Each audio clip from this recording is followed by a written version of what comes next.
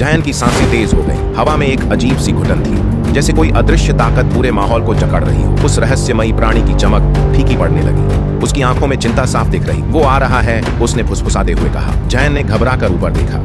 आसमान गहरे काले रंग में तब्दील हो चुका था, जैसे किसी बड़े तूफान के आने की चेतावनी हो। फिर अचानक एक दहाड़ गूंजी, जमीन हिलने लगी और आसमान में वह काली छाया आकार लेने लगी। उसकी आंखें आग की तरह जल रही थी, गहरी लाल और भयानक। वह धुएं की लहरों की तरह लहराता हुआ नीचे उतरने लगा। जैसे जैसे वह पास आया, जयन को लगा कि तापमान गिर रहा है। उसके हाथों में हल्की गर्माहट महसूस हुई। जयन ने नीचे देखा। उसकी हथेली से हल्की रोशनी फूट रही थी, एक कोमल लेकिन चमकदार रोशनी जो धीरे धीरे तेज होती जा रही थी। यह क्या हो रहा है? उसने घबरा कर पूछा। वह प्राणी अब मुस्कुरा रहा था, लेकिन उसकी मुस्कान में गंभीरता थी। जयन, ये तुम्हारी शक्ति है, तुम्हारे अंदर छुपी रोशनी। लेकिन अगर तुम डर गए तो ये बुझ जाएगी। जयन ने छाया की ओर देखा। अब वह और बड़ा हो चुका था। उसकी परछाइयां जमीन पर लहरों की तरह बह रही थी।